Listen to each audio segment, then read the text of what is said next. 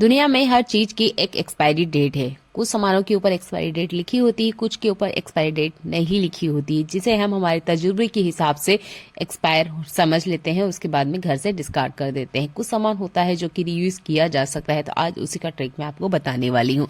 तो देखिए, हमारे किचन में ना ऐसे बहुत सारे बर्तन होते हैं जिसपे एक्सपायरी डेट नहीं होती है।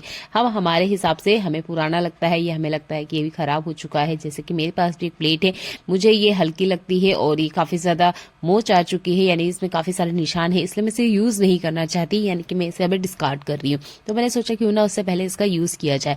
आपके पास भी इस तरह का कोई प्लेट आता है आपके हाथ में, जो आप किचन से निकाल रहे हैं, आप घर में से उसे बाहर कर रहे हैं, तो एक बार सोचिए कि आप उसका यूज कर सकते हैं। तो इस तरीके से जरूर करके देखिएगा। मैंने इसे सिलेंडर के नीचे रखा है, क्योंकि सिलेंडर जिस भी जगह पे रखा जाता है, आपने देखा है वहां पे बहुत सारे निशान हो जाते हैं जंग के, जिसे क्लीन करना बहुत ज्यादा सिरदर्द हो जाता है। घर में एक सिलेंडर हमेशा एक्स्ट्रा रहता है, तो आप उसके नीचे भी लगा सकते हैं, और जो कंटिन्यू आप यूज कर रहे हैं उस सिलेंडर के भी नीचे इसे लगा सकते हैं।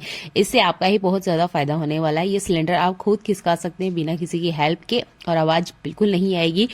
सिलेंडर के नीचे वाले हिस्से में काफी टाइम कॉकरोच छुपने का भी काम करते हैं, तो वो भी बिल्कुल नहीं होगा। ये कमाल का हैक है, जरूर करके देखिएगा। अगर आप सिलेंडर के नीचे इसे यूज नहीं करना चाहते, तो आपके घर की जो गमले वगैरह हैं, आपने देखा होता है कि उसके कारण भी ना टाइल्स पे दाग आ जाते हैं, तो गमले के नीचे भी आप इन ब्लेड का यूज कर सकते हैं, जिससे पानी उसके अंदर ही रहेगा, और जिस भी टाइल्स वगैरह जहाँ पे भी आपने रखा है गमला, वो जगह बिल्कुल भी गंदी नहीं होगी। तो इस तरह की प्लेट को डिस्कार्ड करने से पहले इन ट्रिकों का यूज करें, आपके बहुत सारे पैसे भी बचेंगे, और ये फेंकने से पहले अच्छे से रीयूज भी हो जाएगी। चलिए बढ़ते हैं आज के अगले यूजफुल हैक के लिए।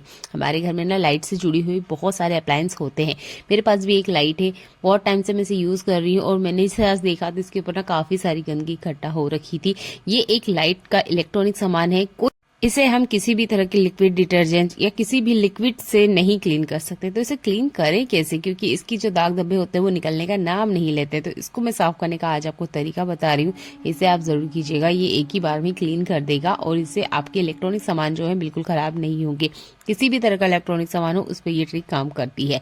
तो जो भी पुराना टूथब्रश है, आप पहले उससे अच्छे से इसको स्क्रब कर लीजिए, यानी इसके ऊपर जितना भी एक्स्ट्रा डस्ट है जो कि निकाली जा सकती है ब्रश की मदद से, उसे आप निकाल लीजिए। जैसे कि स्लाइड में काफी सारी ना बारीक बारीक लाइन्स है जहां पर हाथ बिल्कुल नहीं जा रहा है, तो मैंने ना ब्रश की मदद से इसके ऊपर की जो ऊपरी डस्ट है वो तो निकाल ली है। इसके बाद में ये बहुत सारा ना ये चिपचिपा है, तो चिपचिपापन निकालने के लिए आज हम यहाँ पर यूज करेंगे कोलगेट का। तो आपने कोलगेट को ध्यान से देखा होगा, ना ये लिक्विड में आता है ना ही ये हार्ड में है, यानी बीच की चीज है। तो आप इसका यूज कर सकते हैं इलेक्ट्रॉनिक सामान पे। बस आपने इसके अलावा इसमें कुछ भी ऐड नहीं करना है, बस हल्के हल्के से आपने रब करते जाना है, और कोलगेट फैल के बिल्कुल भी वायर में नहीं जाता है। तो बेफिक्र आप कोलगेट का यूज कर सकते हैं। चार्जर पे आप इसका यूज कर सकते हैं, वॉशिंग मशीन पे भी कर सकते हैं, मिक्सर पे भी कर सकते हैं। जो भी इलेक्ट्रॉनिक सामान आपका खराब हो रहा है या बहुत ज्यादा उसके आसपास गंदगी है जो कि निकलती नहीं है, तो आप इस तरीके से कोलगेट का यूज करते हुए बढ़िया से अच्छे से क्लीन कर सकते हैं।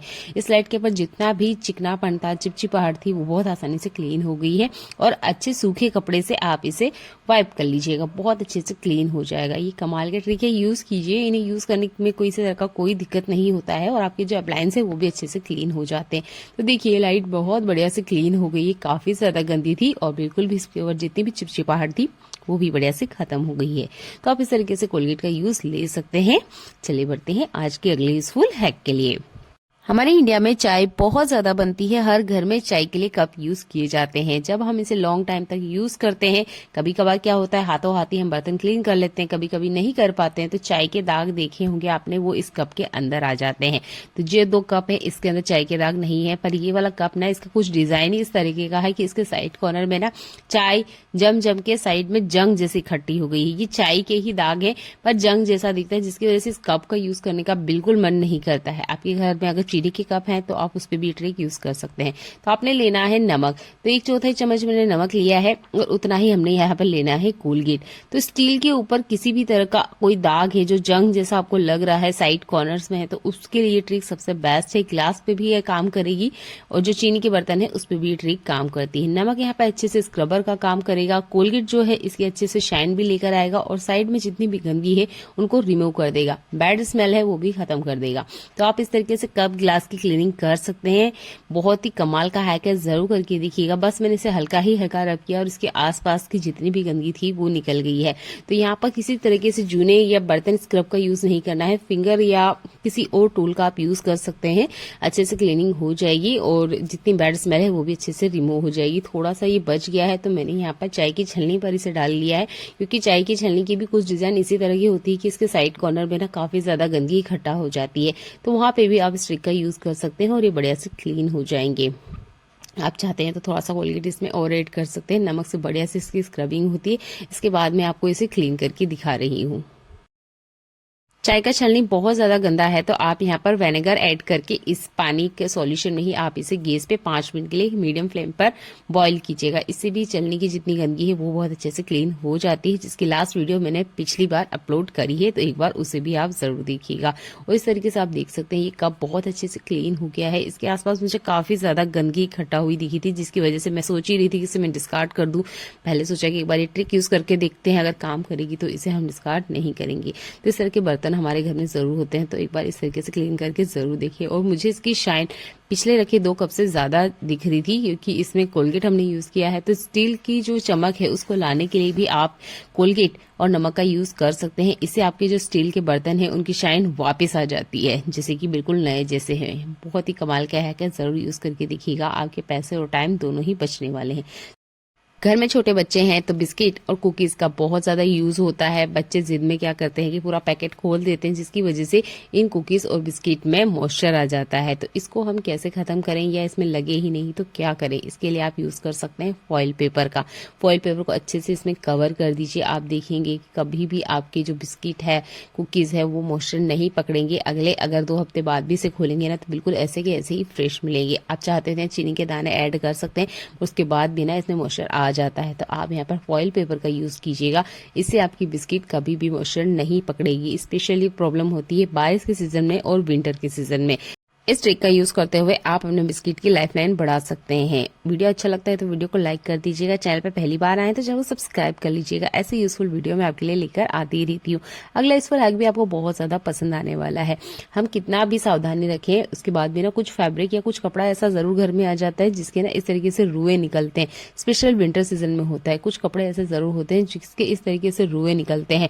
हम कितना भी चालाकी दिखा लेना, फिर भी कुछ दिन यूज करने के बाद इस तरीके से हो जाता है। अगर इस तरह का कोई भी कपड़ा है आपके पास तो इसको कैसे क्लीन करें, मैं 2 तरीके आपको बताऊंगी। तो ये है वायरल ट्रिक, जिसमें सेलो टेप को हमने हमारे हाथों में अच्छे से लगाना है। जिस तरफ गम है उसको बाहर रखना है और जिस तरफ गम नहीं होता है उस हिस्से को हमारे हाथों में अच्छे से चिपकाना है। तो 3-4 बार अच्छे से आप इसे लपेट लीजिए। तो ज्यादातर ये जो प्रॉब्लम होती है ये वुलन कपड़ों पे ही होती है। तो आपने इस तरीके से टेप चिपकाने के बाद में जहां पे भी आपको ये रुए नजर आ रहे हैं उसके ऊपर कुछ इस तरीके से लगाना है और खींचते जाना है।